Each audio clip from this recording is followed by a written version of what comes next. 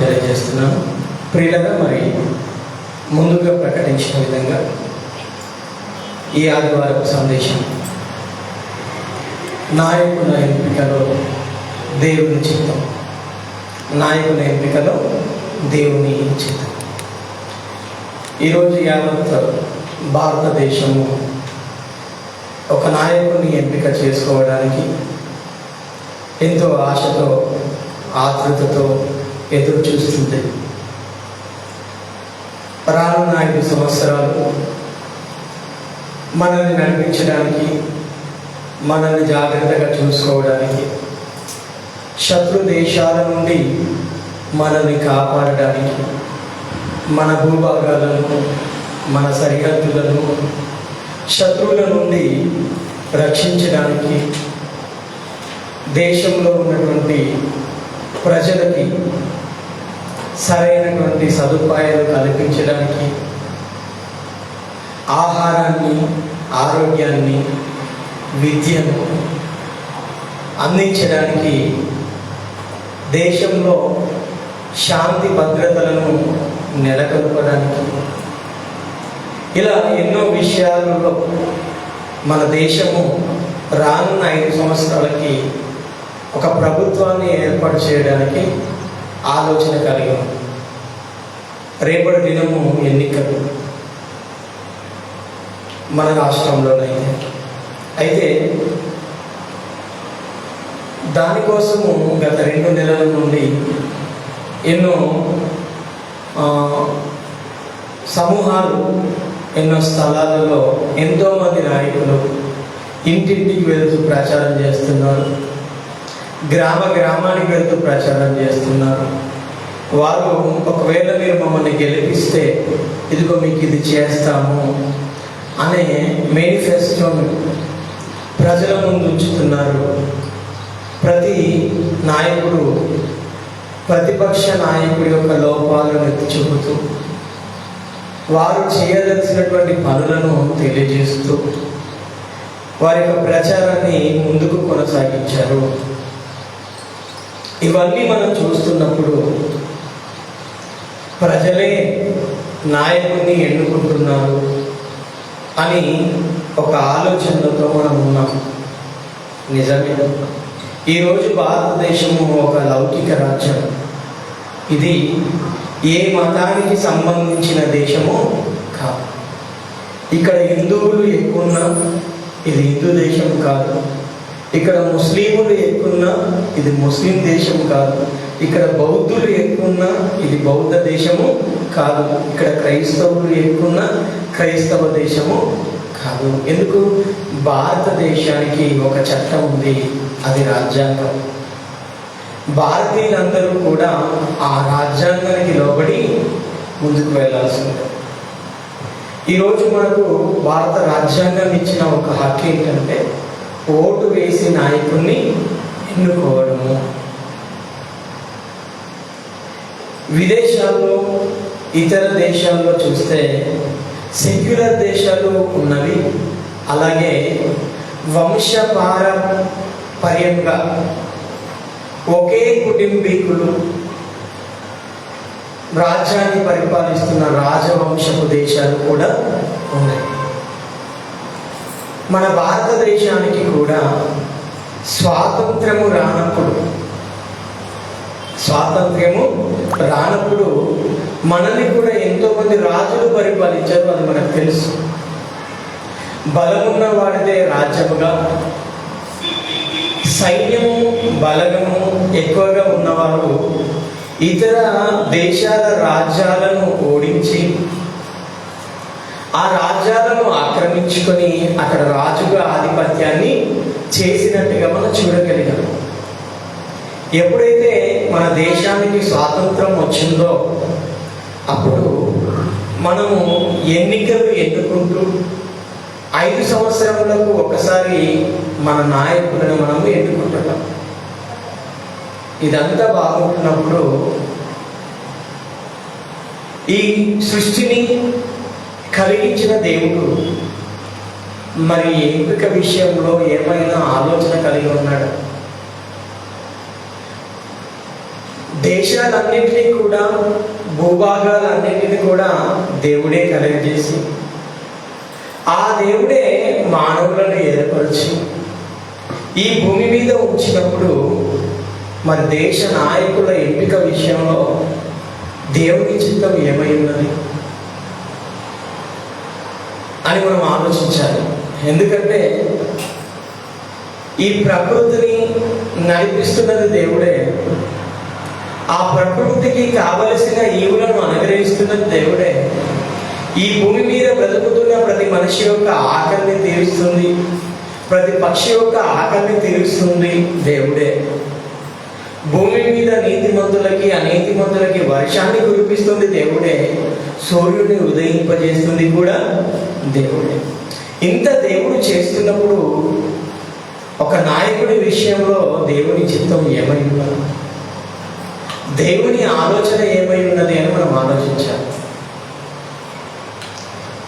బైబిల్లో మనం ఆలోచిస్తున్నప్పుడు ఒకనాడు దేవుని ప్రజలుగా ఏర్పరచబడినటువంటి ఇశ్రాయేలీయులు ఐగుప్తులో బానిసలుగా బ్రతుకుతున్నప్పుడు వారి బానిస సంఖ్యలో తెంపి ఆ బానిసత్వం నుంచి విడుదలనిచ్చి వారికి స్వాతంత్రాన్ని ఇవ్వడానికి దేవుడు ఒక నాయకుని ఎన్నుకున్నట్టుగా మనం చూడగలం. నిర్గమకాండం 3వ అధ్యాయం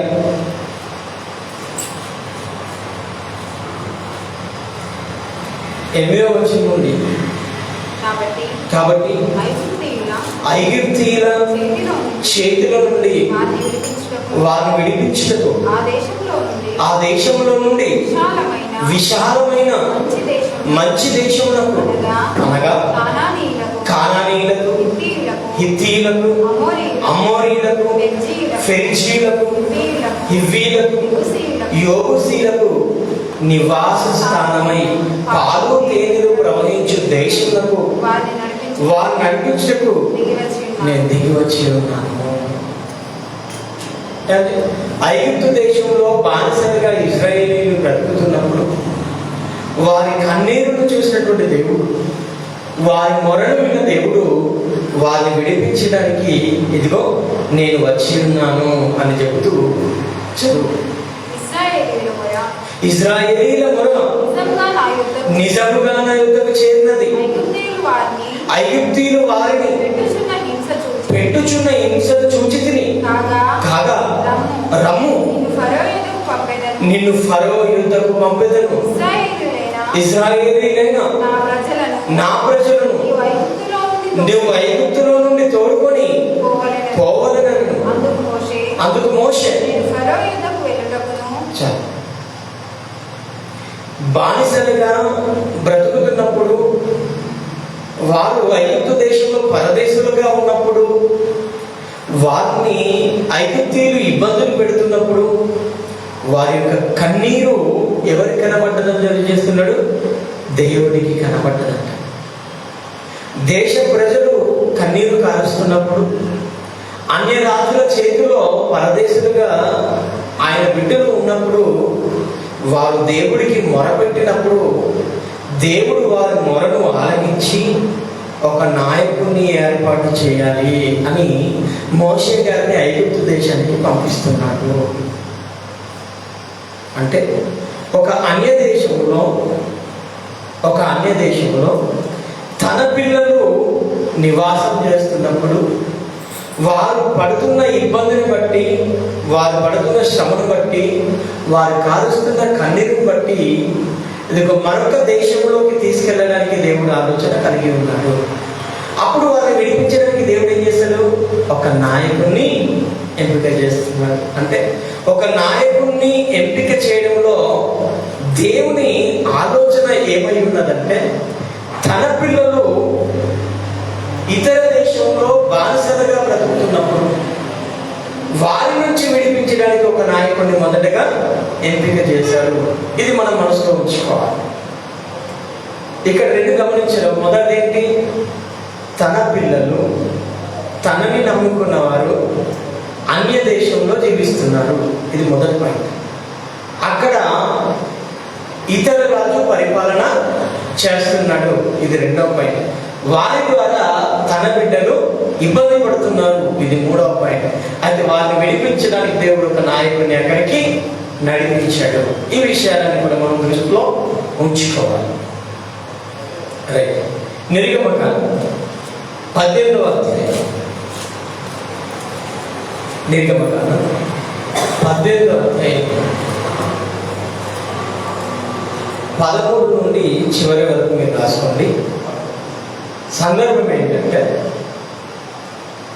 మోషే ఇశ్రాయేలీయులను ఐగుప్తు దేశం నుండి విడిపించుకొని వస్తున్నప్పుడు వారి ప్రయాణంలో కూడా మనుషులు కాబట్టి వారి సహోదరులు గొడవ పెట్టుకోవడం, వారికి ఇబ్బందులు కలుగుతున్నప్పుడు న్యాయం కోసం మోషే దగ్గరికి రావడం ప్రజలు నేర్చుకున్నారు. అయితే వారి న్యాయం తీర్చడానికి మోషే గారు ఉదయం నుండి రాత్రి వరకు కూర్చొని అందరి సమస్యలు వింటూ వారికి న్యాయము చెప్పేవాడు. అయితే ఆ సందర్భంలో తన మామ అయినటువంటి ఇత్రో ఆ పరిస్థితిని చూస్తున్నాడు. చూసి మోషేను అడుగుతున్నాడు, మోషే ఏం జరుగుతుంది ఇక్కడ అని అడిగినప్పుడు మోషే తన మామ అయిన ఇత్రోతో ఏమని చెప్తున్నాడు అంటే, 14వ వచనం చూస్తే, మోషే ప్రజలకు చేసినదంతయు అతని మామ చూచి, నీవు ఈ ప్రజలకు చేయుచున్న ఈ పని ఏమిటి? ఉదయం మొదలుకొని సాయంకాలం వరకు నీవు మాత్రమే కూర్చుండగా ప్రజలందరూ నీ యొద్ద నిలిచి ఉండనేలా అని అతను అడిగినప్పుడు మోషే, దేవుని తీర్పు తెలుసుకొనుటకు ప్రజలు నా యొద్దకు వచ్చుదురు, వారికి వ్యాజ్యము ఏమైనా కలిగిన ఎడల నా యొద్దకు వచ్చుదురు, నేను వారి విషయము న్యాయము తీర్చి దేవుని కట్టడలను ఆయన ధర్మశాస్త్ర విధులను వారికి తెలుపుచున్నానని తన మామతో చెప్పాను. భవిష్యత్ సందర్భం మీకు అర్థమవుతుంది. అప్పుడు ఇత్రో అంటున్నాడు, ఇది సరైన పని కాదు. నువ్వు మాత్రమే కూర్చుండడం, ప్రజలందరూ న్యాయం పొందడానికి ఉదయకాలం మొదలుకొని సాయంత్రం వరకు నీ ముందట ఎండలో నిలుచుండడము ఇది సరైన పని కాదు. కాబట్టి నువ్వు ఒక పని చేయి. ఏంటంటే 1000 మందికి ఒకరుగాను, 100 మందికి ఒకరుగాను, 10 మందికి ఒకరుగాను నువ్వేం చేయాలి? న్యాయాధిపతులను ఏర్పరచు. వారు ఏం చేస్తారంటే ఇదిగో ప్రజలకు న్యాయము చేస్తారు. చిన్న చిన్న సమస్యలన్నీ కూడా వారు పరిష్కరిస్తారు. ఏదైనా పెద్ద సమస్య ఉన్నప్పుడు ఏం చేస్తారు? నీ యొద్దకు వస్తారు అని. ఇదిగో ఇలా మరి నీ దేవుణ్ణి అడుగు, ఈ పద్ధతి ఒకవేళ మంచిదైతే దాన్ని ప్రవేశపెట్టు అని అన్నప్పుడు మోషే గారు కూడా దేవుడికి ప్రార్థన చేయడం, దేవుడు కూడా ఇది సరైన ఆలోచనే, నువ్వు ప్రవేశపెట్టు అని చెప్పడం. అలా న్యాయాధిపతులను ప్రధానులను ఏర్పాటు చేసినట్టుగా మనం చూడగలుగుతాం. 21వ వచనం మీరు చూస్తే, మరియు నీవు ప్రజలందరిలో సామర్థ్యము, దైవభక్తి, సత్యాసక్తి కలిగి లంచగొండులు కాని మనుషులను ఏర్పరచుకొని 1000 మందికి ఒకరుగాను, 100 మందికి ఒకరుగాను, 70 మందికి ఒకరుగాను, 10 మందికి ఒకరుగాను వారి మీద న్యాయాధిపతులను నియమించవలెను. ఇది ఎవరి ఆలోచన? ఇత్రో యొక్క ఆలోచన. ఎలాంటి వారిని నాయకులుగా, న్యాయాధిపతులుగా ఏర్పరచాలి అని ఇత్రో గారు సలహా ఇస్తున్నారు. మొదటిది సామర్థ్యము కలిగిన వారు, రెండవది దైవభక్తి యందు సత్యాసక్తి కలిగిన వారు, మూడవది లంచగొండులు కానివారు. అంటే నాయకులుగా న్యాయాన్ని తీర్చడానికి, న్యాయాధిపతులుగా ఉండాలంటే వాళ్ళు ఎలాంటి వారే ఉండాలంట? సామర్థ్యం కలిగిన వారు ఉంటారు. రెండవది ఏంటి? దైవభక్తి కలిగి సత్యము చెప్పేవారు ఉండాలి. మూడవది ఏంటి? లంచగొండులు కాని వారై ఉండాలి. వారిని నాయకులుగా ఎన్నుకోవడానికి అర్హులు. ఇది దేవుడి యొక్క ఆలోచన. ఇది ఇత్రో గారు చెప్పినప్పుడు, మోషే గారు దేవుడికి ప్రార్థన చేసినప్పుడు దేవుడు కూడా దాన్ని యాక్సెప్ట్ చేశాడు. 25వ వచనం, ఇశ్రాయేలీయులందరిలో సామర్థ్యము గల మనుషులను ఏర్పరచుకొని 1000 మందికి ఒకరిగాను, 100 మందికి ఒకరిగాను, 70 మందికి ఒకరిగాను, 10 మందికి ఒకరిగాను న్యాయాధిపతులను ఏర్పాటు చేసి వారిని ప్రజల మీద ప్రధానులుగా నియమించాము.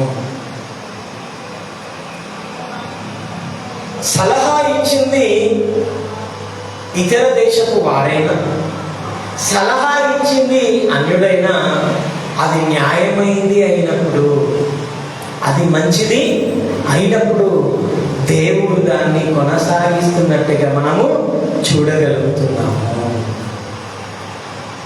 అంటే దేవుడు ఒక ప్రధాని, ఒక న్యాయాధిపతుని, ఒక నాయకుడిని ఏర్పాటు చేస్తున్నప్పుడు ఏం ఆలోచన కలిగి ఉన్నాడు?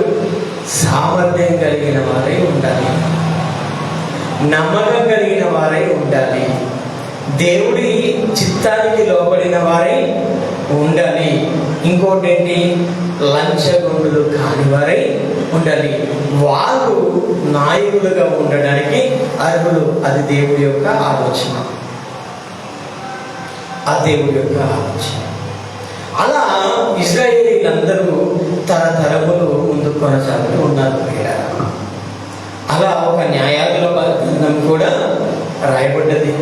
ఆ న్యాయాధిపతుల గ్రంథంలో కూడా అనేక మంది న్యాయాధిపతులు ఇశ్రాయేలీయులను అన్య జనుల నుండి విడిపించడానికి, ఇతర రాజుల నుండి విడిపించడానికి న్యాయాధిపతులుగా ఉన్నారు. ఇలా ముందుకు కాలం కొనసాగుతున్నప్పుడు సమూయేలు గారు న్యాయాధిపతిగా ఉన్న కాలంలో ఒక సమస్య ఎదురైంది. చూడండి ఒకసారి, సమూయేలు మొదటి గ్రంథం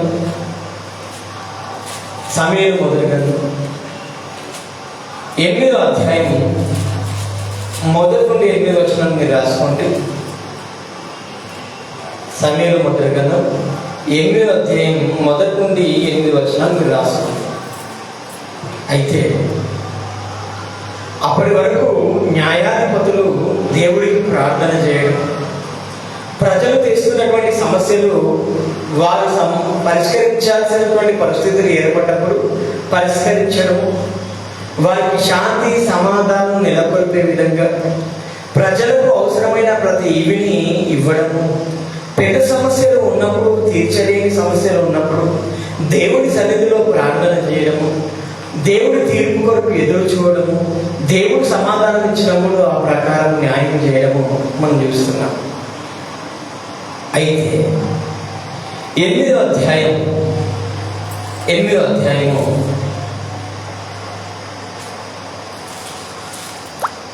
మీరు 3వ వచనం చూడగలిగితే, వీరు బెయేర్షెబాలో న్యాయాధిపతులుగా ఉండిరి. అతని కుమారులు అతని ప్రవక్తలను అనుసరింపక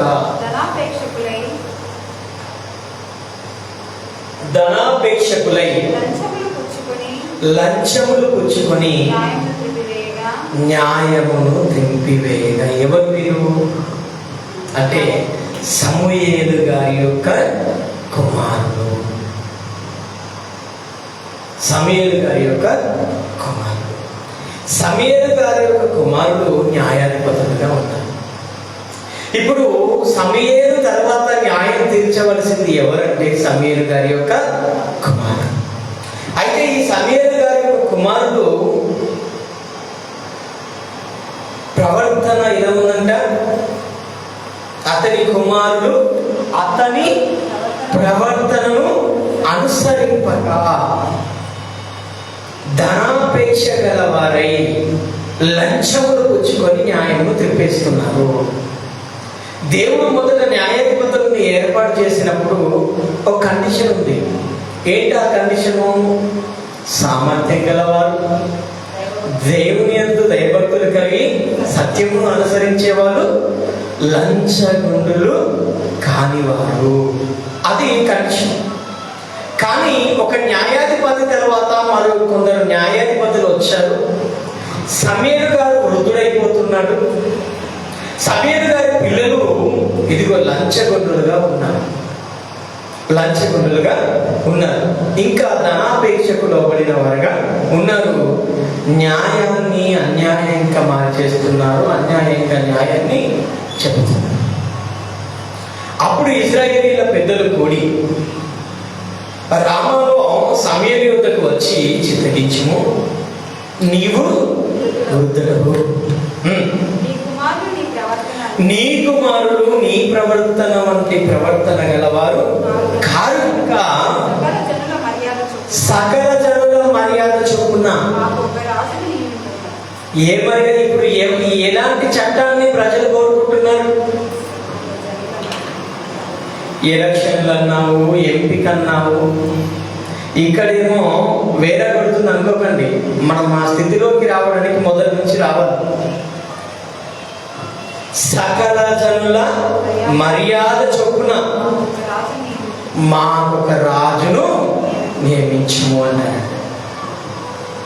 ప్రారంభంలో దేవుడు లోకంలో రాజ్యాలు ఉన్నాయి, రాజులు ఉన్నారు.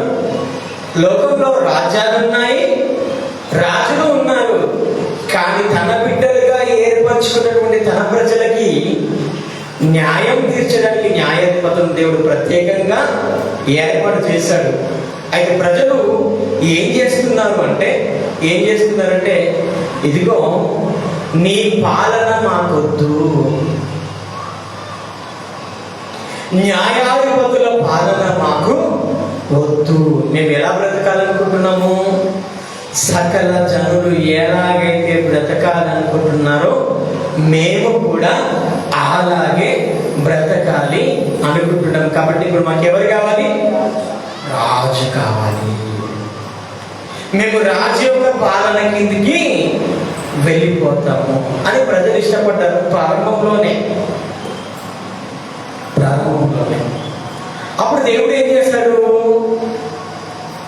సమూయేలు గారు బాధపడుతున్నాడు, అయ్యా న్యాయం తీర్చడానికి రాజు కావాలంటున్నారు, ఎలా ఆయన బాధపడుతున్నప్పుడు దేవుడు అంటాడు, సమూయేలా ఎందుకు చింతిస్తున్నావు? నువ్వెందుకు బాధపడుతున్నావు? వాళ్ళద్దన్నది నిన్ను కాదు. ఎవరిని వాళ్ళు వద్దంటున్నారు? నన్నే వద్దంటున్నారు. నా తీర్పుకే ప్రజలు వ్యతిరేకము అయిపోయారు. వాళ్ళకు నచ్చినట్టుగా నాయకులను వాళ్ళు ఏర్పాటు చేసుకుంటున్నారు. సరే, నువ్వు వారు కోరుకున్న విధంగానే నాయకుడిని ఎంపిక చేయి. అయితే ప్రజల్లో లోకంలో నాయకుడు ఎలా ఉంటారో చెప్పి, అయినా మాకు ఆ నాయకుడే కావాలంటే నువ్వు నాయకుడిని ఎంపిక చేయి, నేను ఒక నాయకుడిని చూపిస్తానన్నాడు. అయితే లోక నాయకుడు ఎలా ఉంటారో చెప్పాడు. 10వ వచనం, సమూయేలు తనను యెహోవా మాటలను వినిపించి ఈలాగు చెప్తున్నాడు. చూడండి, ఇదిగో మీరు రాజు కావాలి, రాజు కావాలి, రాజు కావాలి అంటున్నాడు కదా. మిమ్మల్ని 7వ రాజు ఎట్టి వాడగునగా అతడు మీ కుమారులను పట్టుకొని తన రథములను తోలుటకును తన గుర్రములను కాపాడుటకును వారు ఉంచుకుంటాడు.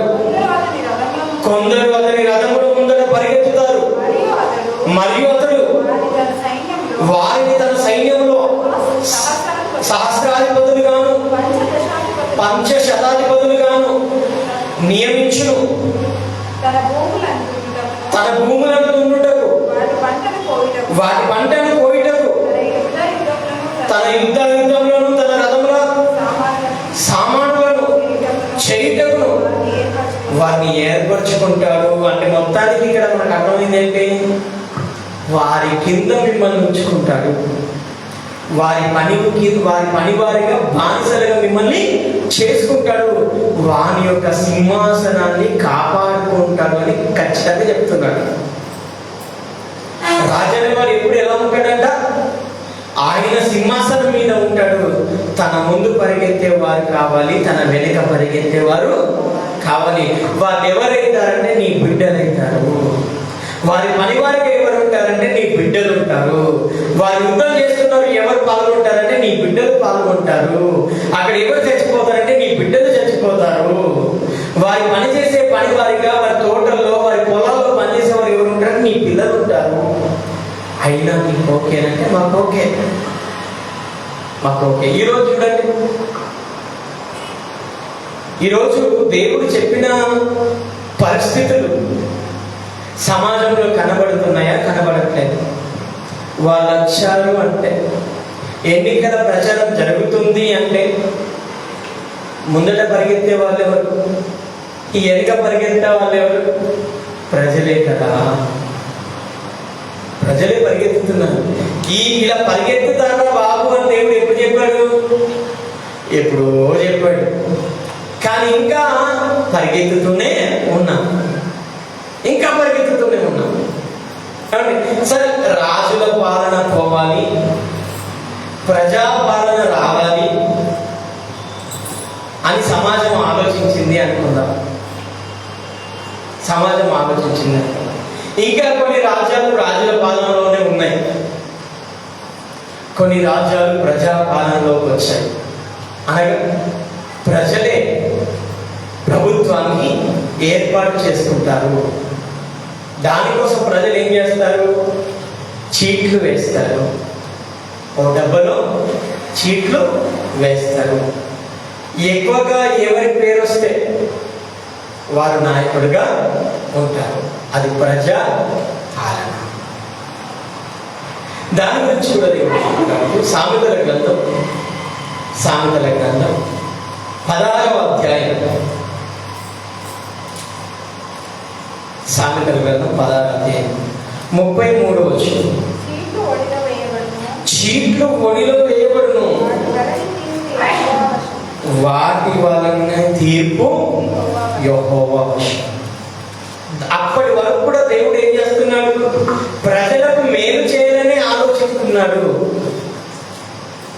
ప్రజలకు మేలు చేయాలని ఆలోచిస్తున్నాడు.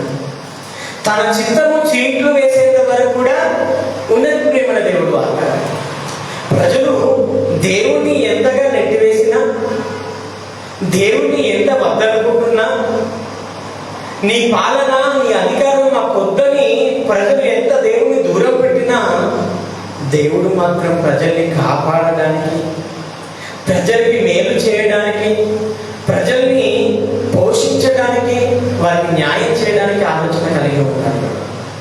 ఆ రోజు న్యాయాధిపతులు వద్దనుకున్నా, తర్వాత దేవుడు ఏర్పరిచినటువంటి రాజులు కూడా దేవుడు తన చిత్తానుసారంగా ఇదిగో సౌలు మీద అభిషేకం, దావీదు మీద అభిషేకం, సొలొమోను మీద అభిషేకం చేసిన సొలొమోను తదనంతరము ఇశ్రాయేలీయులు 2 గుంపులుగా విడిపోయినా దేవుడు తన చిత్తాన్ని జరిగిస్తూ వచ్చినప్పటికీ కూడా ప్రజలు దేవుడి మాటకు లోబడలేదు, దేవుడి చిత్తానికి లోబడలేదు.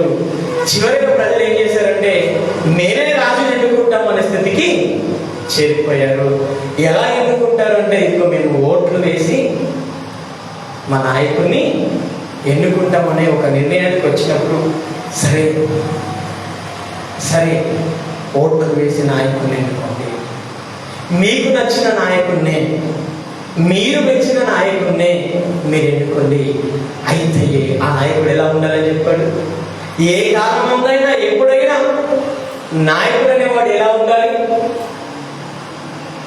అక్కడ జరుగుతున్నాం మనం, సామర్థ్యము కలవాలి, దైవభక్తి కలిగేవాడు, సత్యాన్ని చూపేవాడు, సత్యము జరిగించేవాడు, లంచగొండి కాదు. ఈరోజు కూడా మన రాజ్యాంగం చెప్పింది ఏంటి? నాయకుడు ఎలా ఉండాలని చెప్పాడు? ఇవే సూత్రాలు చెప్పాడు. ఇవే సూత్రాలు చెప్పారు ప్రియులారా. మన రాజ్యాంగంలో సుమారు సగశాతం ఇతర దేశ రాజ్యాంగంలోని పత్రులను తెచ్చి మనం రూపకల్పన చేసుకున్నాం. చాలామంది ఏమనుకుంటారంటే మనోళ్ళే రాజ్యాంగాన్ని రాశారనుకుంటారు. రాజ్యాంగం రాయలే, రాజ్యాంగాన్ని రూపకల్పన చేశారు. ఇతర దేశాల్లో ఉన్నటువంటి మంచిని తీసుకొని వచ్చి మన రాజ్యాంగంలో రూపకల్పన చేశారు. ఇతర దేశాల్లో ఉన్నటువంటి రాజ్యాంగం, అమెరికాలో ఉన్నటువంటి రాజ్యాంగం 100% బైబిల్ నుండి కాపీ కొట్టింది. ఆ అమెండ్మెంట్స్ అన్ని కూడా ఇక్కడ తెచ్చిపెట్టారు. అందరూ సమానమే అని ఎక్కడుంది? ఈరోజు భారత రాజ్యాంగంలో సమానత్వం, సౌభ్రతృత్వం, శాంతి ఇవన్నీ పదాలు కనబడుతున్నాయి. ఎక్కడివి అని అంటే ఈ వేద గ్రంథంలో నుండి మాటలు ప్రపంచ రాజ్యాలు, క్రైస్తవ దేశాలన్నీ కూడా తీసుకున్న ఈ వేద గ్రంథంలో వచ్చాయి. అందులో నుండి ప్రాముఖ్యమైనటువంటి మాటలు ఆనాడు మన నాయకులు కొన్ని తీసుకొని మన రాజ్యాంగంలో పొందుపరిచి ఇదిగో ఈ విధంగా మేము బ్రతకాలి అని ఒక చట్టాన్ని చేసుకున్నాం. ఆ చట్టం సర్వ మానవాళికి శాంతినిచ్చేది. అందుకే చట్టం ముందు ఎవరు చుట్టాలు కారు అనే మాట ఎందుకు వచ్చింది? చట్టం ముందు అందరూ సమానులే అనే మాట ఎందుకు వచ్చింది అంటే అది దేవుడి నిర్ణయం. అది దేవుడి నిర్ణయం. కాబట్టి ఇదిగో ప్రజల కొరకు ప్రజల ద్వారా నాయకుడిని ఎన్నుకోవాలి అని అబ్రహాం లింకన్ గారు ఒక నినాదాన్ని ఇచ్చారు. అందుకే ఈరోజు మనం ఓటేస్తున్నాం. ఎంతమంది అయితే 18 సంవత్సరాలు నిండిన వారు ఉన్నారో వారందరూ నాయకుడిని ఎన్నుకుంటున్నారు. ఎన్నుకునేటప్పుడు ఏం చూడాలి? నువ్వు నాయకుడిని ఎన్నుకుంటున్నప్పుడు నీ కులం అని చూడకూడదు, నీ మతం అని చూడకూడదు. ఏం చూడాలంట? అసలు మమ్మల్ని పరిపాలించే సామర్థ్యం ఈయనకుందా లేదా అని చూడాలి.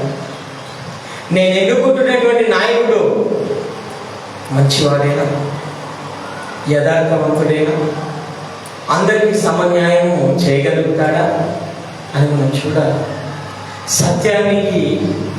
సత్యాన్నే నమ్ముతాడా, అసత్యాన్ని చేస్తాడా అని చూడాలి. నేను ఎన్నుకుంటున్నటువంటి నాయకుడు లంచకుండా అని మనం చూడాలి. ఏమండి, కాలాలు మారుతున్నాయి, తరాలు మారుతున్నాయి, నాయకుల విధానాలు మారుతున్నాయి, ఎన్నుకునే విధానాలు మారుతున్నాయి. ఏది మారినా ప్రజలు ఏం చూడాలని దేవుడు అన్నాడు? సామర్థ్యము, భయభక్తులు, సత్యము, లంచగొండి కానీ వాడు. అది ఏ కాలమందైనా, ఎన్నుకునే మార్గం ఏదైనా ప్రజలు చూడాల్సింది ఏంటంట ఇదే. కానీ ఈరోజు ఎన్నికలు ఎలా జరుగుతున్నాయి మరి మనకు తెలుసు. న్యాయం ప్రకటించే క్రైస్తవులు సైతం 2 పార్టీల దగ్గరికి వెళ్తాం. మనమే మీకు ఓటేస్తాం, మీకు ఓటేస్తాం. అప్పుడప్పుడు సభల్లోకి, సంఘాల్లోకి నాయకులు వస్తారు. ఒకే పార్టీ నాయకులు వస్తారు, అందరు వస్తారు. వచ్చిన ప్రతి నాయకుడికి మనము మాకు ఇది కావాలి, అది కావాలని అడుగుతుంటాం. వారు కూడా ప్రామిస్ చేస్తారు. అప్పుడు మనం చేసే తప్పు ఏంటంటే వారు నిలబెట్టి మనం ప్రార్థన చేస్తాం. ఏమని ప్రార్థన చేస్తాం? ఈయననే మీరు అవకాశం ఉంది, ఈయనకే మీరు గెలిపించండి అని ప్రార్థన చేస్తాం. ఇందుకు దేవుడు ఏ ప్రార్థన యాక్సెప్ట్ చేయాలి? ఏ అనే పార్టీ సంఘానికి వచ్చింది, బి అనే పార్టీ సంఘానికి వచ్చింది, సి అనే పార్టీ సంఘానికి వచ్చింది. వచ్చినప్పుడు ముగ్గురిని గెలిపించమని ప్రార్థన చేస్తాం. మన ప్రార్థన న్యాయమైందా? న్యాయము జరిగించాల్సిన సంఘమే న్యాయాన్ని త్రిప్పివేస్తున్నప్పుడు ఇక న్యాయం ఎక్కడ జరుగుతుంది? దేవుడు ఏమన్నాడు? నీ మాట అవునంటే అవును, కాదంటే కాదు. ఇప్పుడు ఎన్ని మాటలు చెప్తావు? పాపము వాళ్ళు అనుకుంటారు ఏ క్రైస్తవులు మంచోళ్ళు, వాళ్ళు అవునంటే అవునే, ఇక ఎటు ఓట్లు అనుకొని వస్తారు. కానీ ఇక్కడ జరిగేది ఏంటి? కాబట్టి సంఘాలలో మాటలు ఇవ్వకూడదు. సంఘమైన సమాజమైన ఎన్నుకునే నాయకుల్లో చూడాల్సింది దేవుని చిత్తం ఏమై ఉన్నది? సామర్థ్యము, భయభక్తులు కదా. ఇంకా ఏం చెప్పాడు? సత్యము, లంచగొండి కానివాడు. ఇది చూసి మనం ఓటేయాలి. మా కుటుంబోడు, మా మతమే అని మనం ఓటేసాం అనుకోండి, జరిగే నష్టాన్ని మనము అంచనా వేయలేము. సమాజం గురించి పక్కన పెడితే సంగమం అయిన మనం తీసుకోవాల్సిన నిర్ణయం, ఈ గుణగణాలు ఉన్న వాళ్ళని మనం నాయకుడిగా ఎన్నుకోవాలి. నువ్వు ఏ పార్టీ నాయకుడు కోటేస్తావు అనేది తర్వాత సంగతి. క్రైస్తవులమైనటువంటి మనము నాయకుల్లో చూడాల్సినవి ఏంటి అంటే, దేవుడికి ఒక ఆలోచన ఉంది. నాయకుడి విషయంలో దేవుడికి ఒక ఉద్దేశం ఉంది. ఎన్నుకునే విధానాలు వేరైనా, ఎంపికలు వేరైనా, దేవుడు నాయకుడిని ఎన్నుకుంటున్నప్పుడు కొన్ని చూడమన్నాడు. అవి చూసి మనం ఓటేయాలి. అది మన బాధ్యత. అది మన బాధ్యత. నువ్వు వీరికే ఓటే, వారికే ఓటే నేనైతే చెప్పా. ఎందుకు? దేవుడే చెప్పాడు ఎవరికి ఓటేయాలి. ఇంకా నేనైతే చెప్పడు. ఆయన కంటే గొప్పలో మనము కాదు. దేవుడు ఒక సూచనలు ఇచ్చాడు, కొన్ని విధులు ఇచ్చాడు, కొన్ని మాటలు ఇచ్చాడు. ఎలాంటి నాయకుడైతే నీకు మేలు జరుగుతుందో అని చెప్పాడో కొన్ని ఇచ్చాడు. అవి మనం చూడాలి, ప్రేమ ద్వారా వారికి మనం తలదించాలి. అలాంటి నాయకుడిని మనం ఎన్నుకోవాలి. రేపటి దినం కూడా మనం కూడా నాయకుడిని ఎన్నుకోవాలి కదా. సరే, మనం ఎన్నుకుంటాం. ఒకవేళ మనం ఓటేసుకొని రాకపో అంటే దేవుడి చిత్తం కాదంట. గత అసెంబ్లీ ఎన్నికల్లో క్రైస్తవులందరూ బహిరంగంగా చెప్పాలంటే టీఆర్ఎస్ కావాలి అని చాలా మంది అనుకున్నారు. మేబీ కొంతమంది అనుకొని ఉండకపోవచ్చు. దేవుడు ఎవరికి అధికారం ఇచ్చాడు? కాంగ్రెస్కి ఇచ్చాడు కదా, వేరే పార్టీకి ఇచ్చాడు. అంటే ఇప్పుడు ప్రార్థన చేసిన వారందరూ ప్రార్థన దేవుడు ఏంటంటే నేను అంటాను. రోమిలకు రాసిన పత్రిక 13వ అధ్యాయం. దేవుడి ఆలోచనలకి మానవులమైన మన ఆలోచనలకి ఎంత తేడా ఉంటుంది ప్రియ. రోమిలకు రాసిన పత్రిక 13వ అధ్యాయం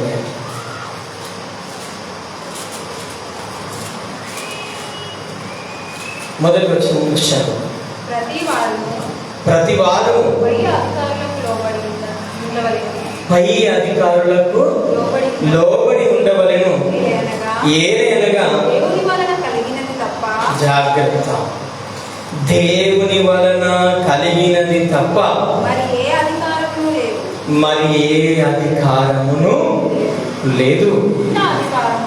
ఉన్న అధికారములన్నీ దేవుని వలననే నియమింపబడి ఉన్నాయి. కాబట్టి మనం జాగ్రత్తగా ఆలోచించాలి. మనం ఎన్నుకుంటున్నప్పుడు మనం జాగ్రత్త పాటించాలి. ఎంపిక అయిపోయిన తర్వాత కూడా మనం జాగ్రత్తలు పాటించాలి. ఎందుకంటే దేశమును శిక్షించుటకు దేవుడికి అధికారం కలదు. దేశమును ప్రేమించుటకు దేవునికి అధికారము కలదు. ఇజ్రాయేలీలందరూ దేవుడి బిడ్డలే. అలాగని శిక్షించట కొరకు అన్య రాజుల చేతి కిందకి దేవుడు నడిపించలేదా? అప్పగించలేదా? ఎందుకు అప్పగించాడు? మనం ఈరోజు జాతకాలు చెప్తున్నారు క్రైస్తవులు కూడా. ఏమని? ఈ పార్టీ గెలుస్తుంది, ఆ పార్టీ గెలుస్తుంది అని జాతకాలు చెప్తున్నాం. మనం కూడా ప్రవచనాలు చెప్పేస్తున్నాం. అంతా దిగజారిన స్థితికి మనం చేరిపోయాం. దేవుని చిత్తం, దేవుని ఇష్టం ఏమైందో మనం ఎరగలేము. నీ బాధ్యత దేవుడు చెప్పాడు, ఇలాంటి నాయకుడిని నువ్వు ఎంపిక చేసుకో, ఆయనకు ఓటు వేయు. ఎన్నికలు జరిగిన తర్వాత ఎవరు ఉంటారో వారికి మనము ఏం చేయాలంట? లోబడి ఉండాలని దేవుడు చెప్తున్నాడు. ఎందుకు? అధికారములు అన్నీ. అందుకే యేసుక్రీస్తు ప్రభువు వారు కూడా ఒక మాట అంటాడు. యోహాను సువార్త 19వ అధ్యాయం 11వ వచనం. యోహాను సువార్త 19వ అధ్యాయము 11వ వచనం చూడండి.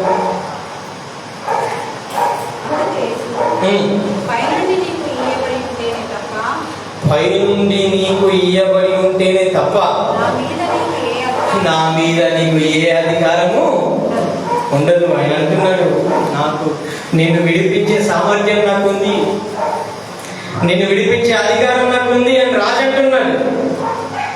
అప్పుడు యేసుక్రీస్తు ప్రభువు ఏమంటున్నాడు? ఉన్న అధికారి దేవుడి బిడ్డనా? మీరు ఆలోచించండి. అక్కడ యేసుక్రీస్తుని సిలువేసే సందర్భంలో, యేసుక్రీస్తుని మాట్లాడుతున్నటువంటి సందర్భంలో ఆ పిలాతు దేవుని అంగీకరించిన వాడా? దేవుడికి లోబడిన వాడా అంటే కాదు. కానీ యేసుక్రీస్తు ఏమంటున్నాడండి? మళ్ళీ చెప్పాలి, పైనుండి నీకు ఇయ్యబడి ఉంటేనే తప్ప నా మీద నీకు ఏ అధికారము లేదు. హృదయ అంతరంగాలను మార్చేవాడు దేవుడు. నీకు మేలు చేయాలని ఆ నాయకుడిని దేవుడు ప్రేరేపిస్తే ఏ శక్తి ఆపలేదు. అందుకే దేవుడు అంటాడు కదా, ప్రేమ దేవుడు అన్నారు.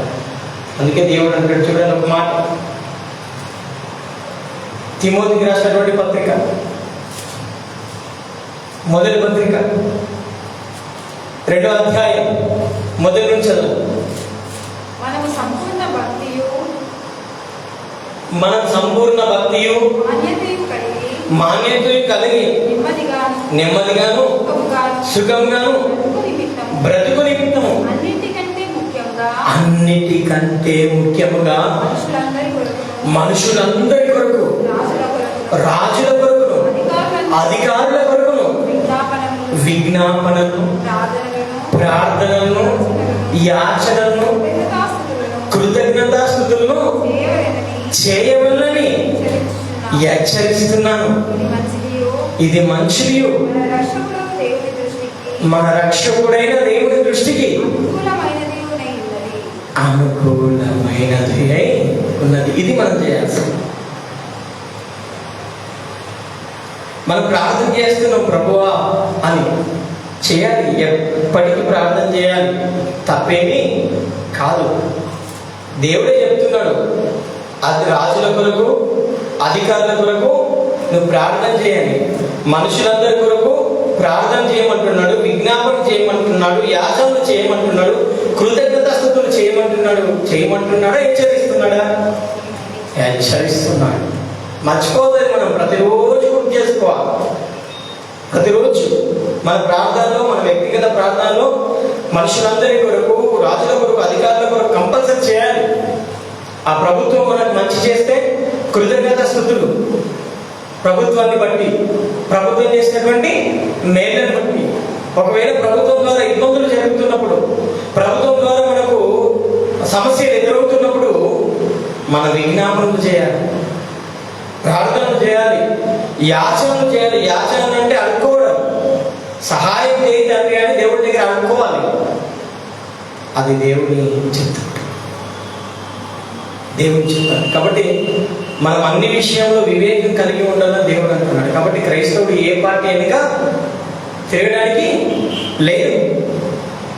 నీ రాజు యేసుక్రీస్తు, నీకు చట్టం బైబిల్. కానీ ఈరోజు మన దౌర్భాగ్యం, మనం పార్టీలు వెనుకబడి తిరుగుతున్నాం. కాబట్టి దేవుడి బిడ్డలుగా, దేవుని నీతిని నెరవేర్చే బిడ్డలుగా మనం ఉండాలి. ప్రేమైన దేవుడు వల్ల దేవుని నీతిని నెరవేర్చే బిడ్డలుగా. ఎందుకంటే మనకు అన్నీ చేసేవారు దేవుడు. మనకు సమస్య వచ్చినప్పుడు దేవుడి దగ్గర ప్రార్థన చేసి మనం అధికారుల దగ్గరికి వెళ్తున్నాం. అవునా కాదు? అధికారుల హృదయాన్ని మార్చే దేవుడు దేవుడు. మరి ఇంత చెప్పి మనం మళ్ళీ ఇతరులలాగా ఆలోచిస్తే దేవుడు మన విషయంలో సంతోషపడాడు. కాబట్టి నాయకుని ఎంపికలో దేవుని చిత్తం ఏమైందో మనం తెలుసుకున్నాం, దానికి లోపడదాం. అలాగే మన బ్రతుకులను ముందుకు తీసుకెళ్దాం. దేవా, ఇదిగో మీరు చెప్పినట్టుగా మేము ఓటేస్తాం, మీరు చెప్పినట్టుగా మేము ఓటేస్తాం. కానీ ఏ అధికారం ఇచ్చినా అధికారానికి మేము లోబడతాం అని, ఇదిగో మా పరిస్థితులు ఇవి, మా సమస్యలు ఇవి, మా ఉద్దేశాలు ఇవన్నీ ప్రతి క్రైస్తవుడు రేపటి దినాన ఏం చేయాలి? ప్రార్థనాపూర్వకంగా ప్రార్థన చేసుకొని ఓటు వేయడానికి వెళ్ళాలి. ఓటు వేయడానికి వెళ్ళాలి. ఎందుకంటే అధికారములన్నీ ఆయన వలననే అనుగ్రహింపబడి ఉంటున్నాయి. అది ఏ అధికారం? కనుక ఒక మంచి ఆలోచన చేద్దాం. సామర్థ్యం కలిగిన నాయకుడికి, భయభక్తులు కలిగిన నాయకుడికి, సత్యమును జరిగించే నాయకుడికి, అందరినీ సమానంగా చూసే నాయకుడికి మన ఓటు. అది ఏ నాయకుడు అనేది మీరే చూసుకోవాలి. ప్రార్థన చేస్తాం.